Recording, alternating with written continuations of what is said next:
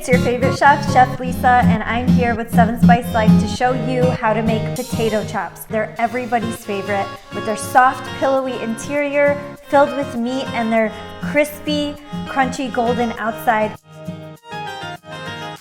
Okay, the first thing you need to know about making a potato chop is there are 2 parts to making the potato chop. First, there's the outside, the chop, which is the potato, and I've gone ahead and boiled some skin-on potatoes. It's about 2 pounds of potatoes you want. Some turmeric and paprika. I add a dash of pepper and some salt, and cornstarch and an egg. 1 pound of ground beef. It's grass-fed, pasture-raised ground beef, but I like a leaner meat for this so that it doesn't get oily inside of the potato chop. And 1 small onion, or about 3/4 of a cup of onion. And then I finely diced up about a half a cup or half a bunch of parsley. And you want to get a really fine dice on this, if you can see that. Okay, so I've boiled my potatoes and I left the skin on for a very important reason.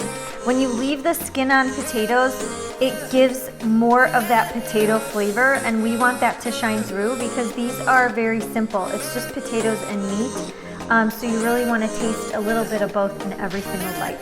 So I'm going to let them cool down slightly. They just came out of the boiling pot of water, and I'm going to make my ground beef mixture.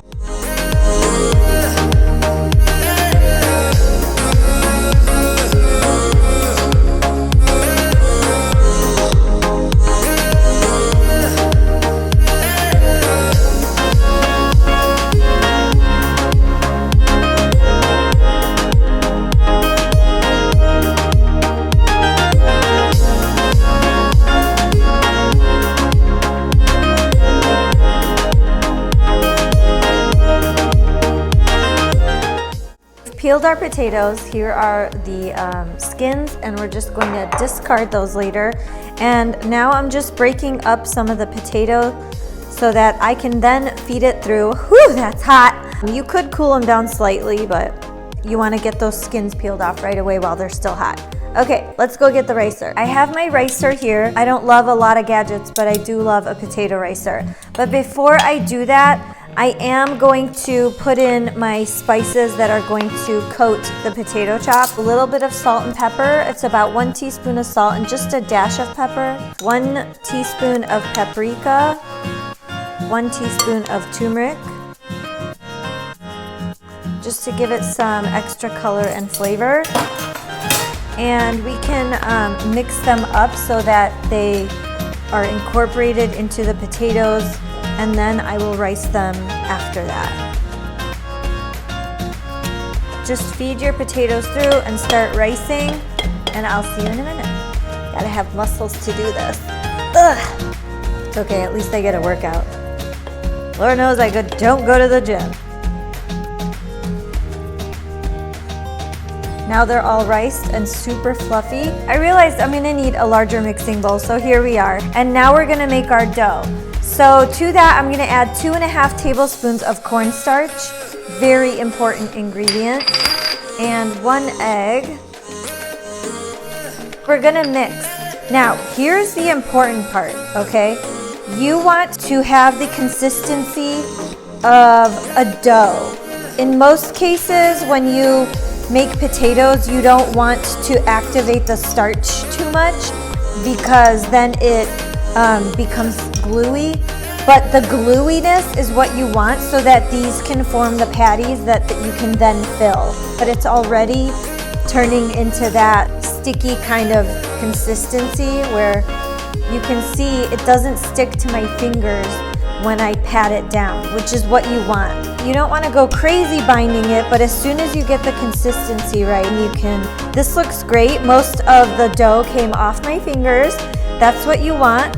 And look, I patted it down and it has this beautiful doughy consistency that's not falling apart. So this looks beautiful. Okay, here we are. We're ready to make our potato chops, and I've got my potato mixture, my meat filling, a bowl of water so that I can dab my hands in it with every potato chop I make. And then I have a parchment lined baking sheet here so that they can chill in there. And I'm just going to grab about a golf ball sized amount, a little more than that, and start patting it down into a disc with a well in the center. And then I'm gonna grab about a tablespoon of the meat mixture and just plop it in there. Don't overfill it because then you'll have trouble.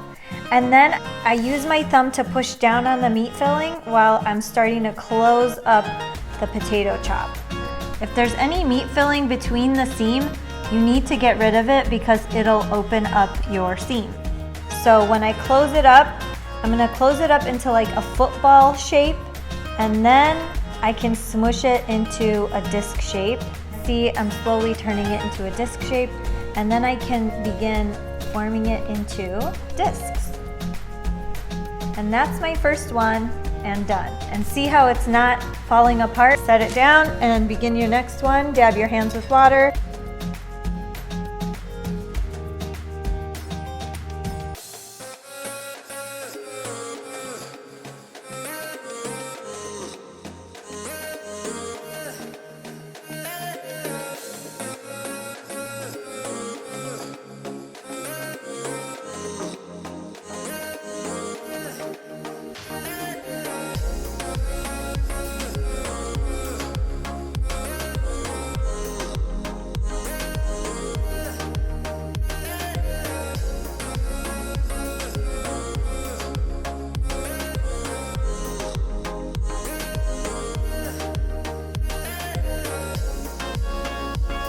I dressed up just for you. I've got a cast iron skillet on medium right now, getting nice and hot.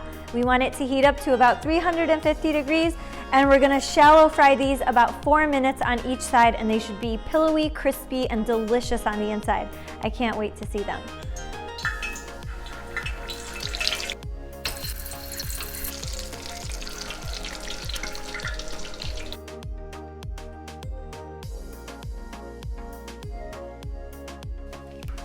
These are looking mighty beautiful, and I've got a paper towel lined plate right here ready so that when I take these off of the skillet, they can drain without getting soggy.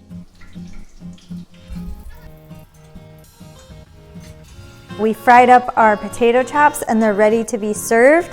And since these are roast beef potato chops with a little bit of baharat, I went ahead and I'm serving them with hot jardinera. That's all they need.